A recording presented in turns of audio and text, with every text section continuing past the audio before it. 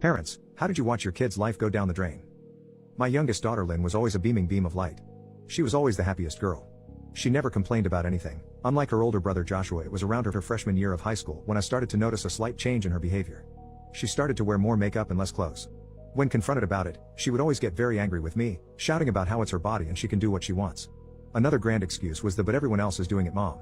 This was really hard for me to watch, because I was seeing my precious sweet little daughter trying to turn into what she thought was a real woman. I always tried to explain to her that makeup and wearing less clothes doesn't have to mean what everyone else is doing, and that she should take pride in what she wants to be. Regardless, she wouldn't budge, and I'm a big believer in more lax parenting, so at the time, I just let her be. I thought maybe it would just be a phase, but our relationship slowly got worse and worse. Debates became arguments, and arguments became fights. She would start to bring guys over, and while I didn't get a look at all of them, I saw some that looked twice her age. Then, one day, I snapped. I was going through her room when she was gone for school one day to try and find something I knew she had taken. While searching the nightstand, I realized there was a tiny white baggie that was tucked in behind the lamp.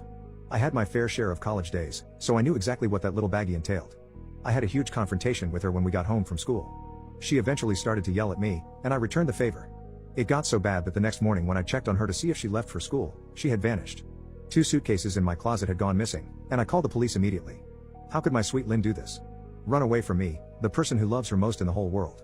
Brad and I searched the whole neighborhood, drove for hours around our smaller town. We would find nothing, and so would the police. After around 4 years of no contact, one of my daughter's friends' mom shared a concerning post with me on Instagram. It looked like a video of my daughter in a news report. At first I didn't understand why she would be on the news, but then I looked at the headline. Intimacy workers uproar in south side of town. I couldn't believe it. There was no way my daughter had really gone down that rough. The more I examined her in the clip, the more she looked drugged out of her mind. Tears started instantly floating from my eyes. Here I was sitting in my bedroom watching my daughter's life spiral out of control, and there was remotely nothing I could do about it. The video was from Los Angeles, California, and I lived in a small town in Texas. After a few days of living with this news, I decided that it was only right that I go and look for my daughter. In moments like this, I knew my child needed me. I booked the next available flight to Los Angeles and made my way there in less than a couple of days. The next few weeks consisted of me getting in my rental car and searching all over the south side of town just like the news report had said. I would pick a street, drive all the way down until it seemed to end, go over a block, and repeat. I knew the chances of me seeing her were slim, but I had no other choice. At that point, I knew the police were really no help, and so I didn't bother contacting them. One day, the miracle happened. I was driving down a desolate rundown neighborhood when I saw what looked like my daughter's distinct features. I got closer, rolled down my window, and shouted her name. Lynn. She turned around instantly, and there she was, my beautiful baby girl. I got out of my car and ran to her. To my surprise, she started running to me. Mom? Mom. We hugged each other like we never had before. Tears were rolling down each of our faces, and it was truly a moment I'll never forget. She got in my car after about 10 minutes of hugging and crying, and I took her to get food and sit down and talk. She still looked drugged out, and I could tell she was hurting. When we were eating, I thought we would have a good conversation, catching up about things and how everything was. Instead, she sat there with a dull look on her face the whole time, not really showing any emotion. I didn't know if this was the drugs talking, but it really spooked me out.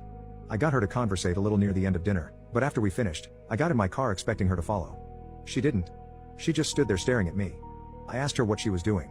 Didn't she want to come back with me and have a new start? She came closer to me and told me something that will haunt me for ages to come. I can't come where they will find me and hurt me. That is where I drew the line. At this point, I knew I had to get the police involved. I insisted on her coming with me, but she said that they were watching now and that they had already warned her without me noticing while we were eating. I told her to stay where she was and don't move as I called the police. As the phone was ringing, I noticed that she seemed to look off in the distance, looked at something, and then moved right back to me. She hugged me one last time, said, "I'm sorry, but I love you, Mom." Then she ran. She ran faster than I ever could. I tried to catch up, but she just outpaced me. Eventually, I tried to get in the car to find her, but to no avail. It seemed that someone had picked her up just like that, and I had lost my baby in a matter of seconds. The police said they would look into it as I was desperately explaining to them what had happened. It's been a couple of months since, and I'm more depressed than I have ever felt in my life. I drink my despair away, waking up with the most vile hangovers. I've had multiple unaliving attempts, and my son has raised the idea of going to a psychiatrist or even a mental hospital.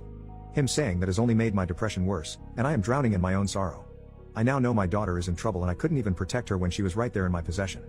I feel like a failure of a mother, a failure of a protector, and failure of a human. Seeing my own daughter's life spiral out of control made me fall into my own pit of despair. I strive for the day I see her again, but I felt like that was my last chance, and it makes me extremely sad that I might never see that beautiful face again.